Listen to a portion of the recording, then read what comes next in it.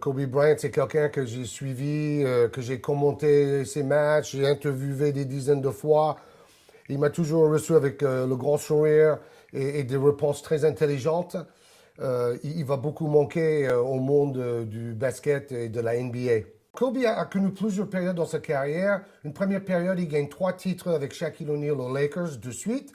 Après, il devient un peu égoïste et c'est là où il va faire des performances individuelles invraisemblables.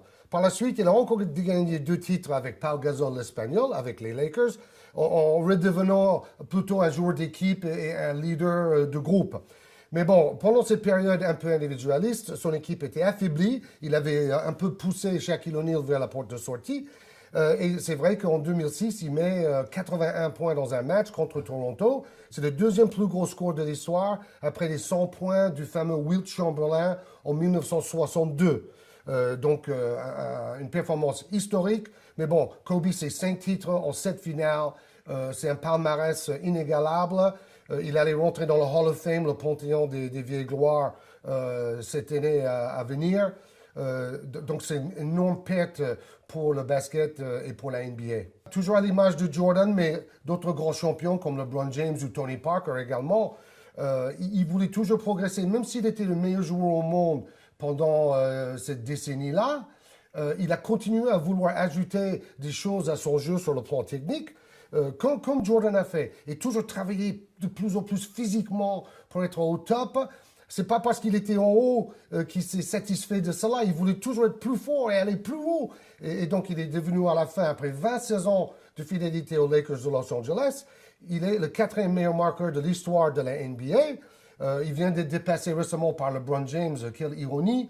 Mais disons que sa carrière le place parmi les 10 meilleurs joueurs NBA de l'histoire. C'était un gagnant, on l'appelait le Black Mamba. Hein? C'était un tueur sur le terrain pour faire gagner son équipe. C'était son rôle. Dans un match horrible face aux Celtics, les grands rivaux traditionnels, Kobe va faire un match tout avec le mental et ses tripes, arracher une victoire laide, mais qui lui donne un 5e titre face aux Celtics. C'était peut-être son plus grand jour. Parce que ce jour-là, c'était pas l'individualiste qui mettait des grosses statistiques. C'était le leader d'équipe qui tirait tout le monde dans son sillage vers un nouveau titre. Entre 2000 et 2010, il est devenu le joueur le plus populaire au monde, le meilleur joueur NBA, en succédant à Michael Jordan, qui était à la fois son mentor et un peu son grand frère. Il a un peu copié les faits et gestes de Jordan.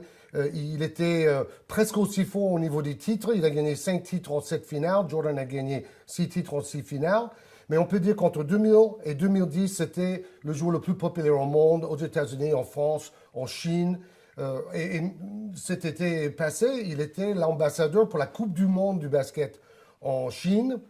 Donc, il appréciait beaucoup le basket international. Il a grandi entre 6 et 13 ans en Italie. Il a vécu 6 mois en France, à Mulhouse, quand il avait 13 ans. Un homme, un joueur très international et toujours un grand ambassadeur dans le sens qu'il avait le sourire éternel et, comme j'ai dit, une grande intelligence sur et en dehors du terrain.